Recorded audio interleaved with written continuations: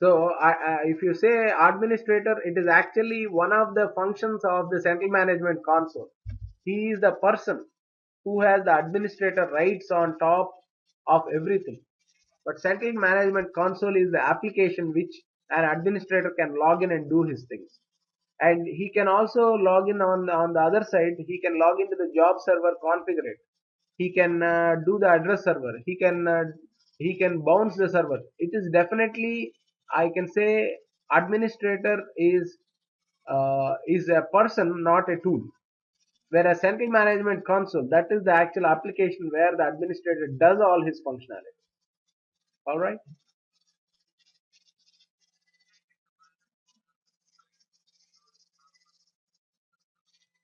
Yes, in general, yes, but most of the developers also does that, right?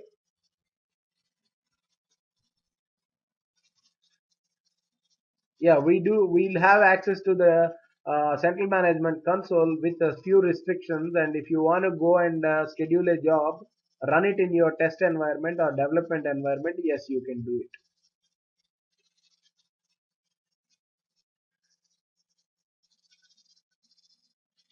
Yeah, security and controlling the users, scheduling the jobs, monitoring, and then he is responsible for everything in production environment mostly. But in development environment, each of you is your own administrator.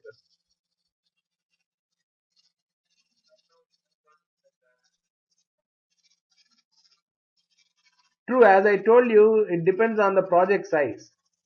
See, if you see in a single family home, if you have 10 people, there will be a requirement for managing the budget. Your mother will become the budgeting person. If there are only two people, wife and husband, you don't need one to put down a chart and then make a budgeting.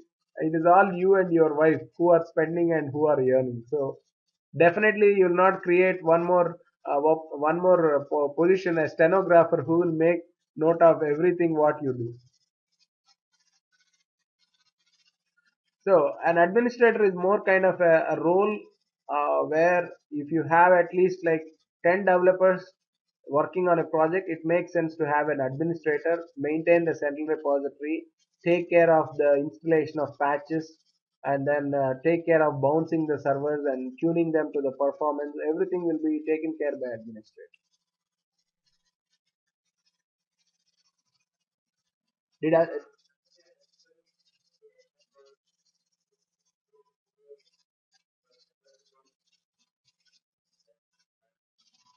Sure, we'll work on that. We'll work on that. No worries.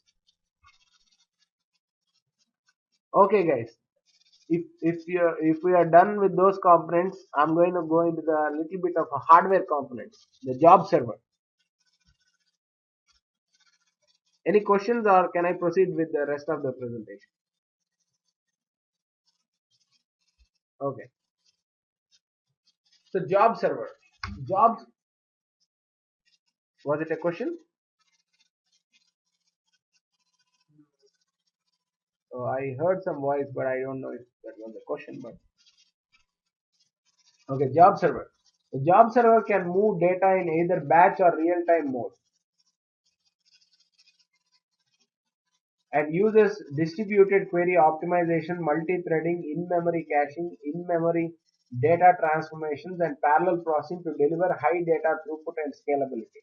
Here I myself have a question mark, guys. Job server can move data in either batch or real-time mode, which means there will be a point anyone can think about. I told access server is responsible for doing it. I mean, job server is also tightly associated with the access server. Access server will receive a message, but the actual job is ran by the job server itself. So they are more like tightly coupled, interrelated. A real-time job cannot be triggered without a access server because the access server is the one which will receive a request. It will pass the request to job server, and the job server is the actual one which will start moving data from source to target. So while designing a job, you can run it from designer, which tells the job server to run the job. I mean, when you design a job in your designer, you can actually choose a job server there and then and run the job. Job server retrieves the job from its associated repository, then starts an engine to process the job. This is important, guys. See, though you have the web administrator or the central management console where you have scheduled a job, but from where the job is going to run is, it will run from your own repository. When you are in development environment, when you schedule a job, though you trigger the job from administrator, you schedule it, still it will use your local repository. It will be a silent login for it. It will log into your repository, take the metadata from there and run the job there. We will be in an assumption that everything is happening at the central management console. The answer is no. It will actually peep it into your repository, your local repository sitting on your own machine. That's where it has the code and it will run the code from there. So in your production environment, the job server runs job triggered by a scheduler or by real-time services managed by the access server. So there you see, in your production environment, job server runs the jobs triggered by the scheduler. So your scheduler will trigger the job, whereas the real-time service are managed by the access server. So if you have a real-time job, actually access server receives the request and it will send it to the job server and where the job runs from there. In production environment, you can balance job loads by creating a job server group, multiple job servers which execute jobs according to overall system load. It is same as if you have tons volumes of work, anyone will try to share it, right? It is the same way you can actually have more than one job server, and if you do a proper installation, then the job server should have the load balancing capacity. Sometimes in the real-time environment I saw there will be only single job server, but they make it virtually into two or three job servers. It is physically one server, but they virtually make it three to four, as a person can work better with two hands instead of, if let us think a human had only one hand, you can only perform half of the operations which you are performing now. So it is more, if a person has four hands, two at the front, two at the back again, you can do more works, like God can do several things at a time. In the same way, the job server, if you have multiple things, and if you have more than one job server, it can actually do the load balancing. Multiple job servers is the server group concept, which we will be coming to it at the end of the training part where we show the performance tune. But for now, think it as a job server. If there is too much of load, we have to get one more server. It is same as sharing the work by another resource. That is to load balance. So that can be performed by the job server. Access server. Let us look at it closely what an access server is. Till now all I was telling you is that it can receive a message and trigger a job. So definition wise, SAP Business Objects Data Services Access Server is a real-time request reply message broker that collects message requests, routes them to a real-time service and deliver a message reply within user specified time frame. So it can not only receive a request, it can also send back saying the request is received. So if you go to USPS, if you do an package, they will. I mean, if you mail anything, they will ask you, do you need return service? Which means when the package reaches the other person, he is going to sign, and you will also get a notification from USPS saying your package is being delivered and received by so and so person in so and so time. In the same way, the access server can take a request, do I mean answer for it, saying it will collect the request, run the real time job, and also deliver the message reply within a user specified time frame. If you wanted to reply saying this particular order is fulfilled, yes, it can do that. Access server can initiate additional real time services on additional computing. To be very specific here, guys, generally real time jobs are not an happening thing in a data warehouse environment. It is more for the data integration platforms. If you have a cloud computing tool, excuse me, if you have a cloud computing tool like Salesforce is a CRM solution tool. It can do campaigns, it can do everything related to sales. But if you wanted something order management is a different application. The sales team will do all the campaigning and get a customer. They want a customer want to buy a goods, but who will actually um, who will actually process the order is there will be an order management process. You get the order, it will determine the stock that you have and it will ship the order. So an order management server integration with a sales process, we can call it as a real-time service.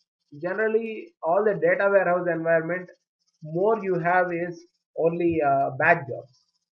Sometimes it happens the ODS will have the integration. That is where actually operational data flows into ODS. It will not directly flow into a data warehouse. So try to understand that Access server can initiate additional real-time services on additional computing. If traffic for a given real-time service is high, you can configure multiple access servers. Same as job servers, you can create one more access server, group them, saying if there are too many requests, they can share and load balance. Now comes the management console. This is the very important component where everything is happening at a high level that you can monitor. You can do. Sorry guys, I'm yawning too many times, but I have woke up too early today to work on these presentations and I had a problem in my computer yesterday night, all night till 1 o'clock. I was fixing the software. The data services was corrupted. Even now it is working only on one mission. The other mission it is throwing error. So I'm yet to fix it on the other mission. And sooner we are going to get a very powerful server, guys. So the server will be having around 16 gigabytes of RAM with 2 terabytes hard disk, which it can allow at least 10 users to log in parallelly and then work. Most probably they are going to deliver the server for me on Monday. So I will do the installation and make everything available to you sometime in the weekdays. But meanwhile, if you wanted to still log on and work, I will provide you logins to my own mission wherein you can log in and share that with me. I mean, I have more than one computers in which I will install and I will be able to share it with you. So tomorrow is actually going to be very important class for you because the tutorial for designer will start there. Today, all we are going to show you is what we are going to start working from tomorrow. So do not miss even the first part of the class. Though Krishna, you missed something today, but that is all more theoretical. Tomorrow it will be more practical. I will go into the data services designer and start designing job. Try explaining you how to make use of transformations. So it is very important. If you miss tomorrow's class, the rest of the classes can be little tough for you or complex for you to follow. So make sure that you attend the class tomorrow. The management console. Management console. One of the part of management console is administrator, and you do have metadata report applications. You have metadata reports provide sorry metadata report applications. Part of it, metadata reports provide several applications for exploring your metadata. They can be impact and lineage analysis reports, operational dashboards, auto documentation, data validation, data quality, everything. So guys, here is the actual trick. If you look at it,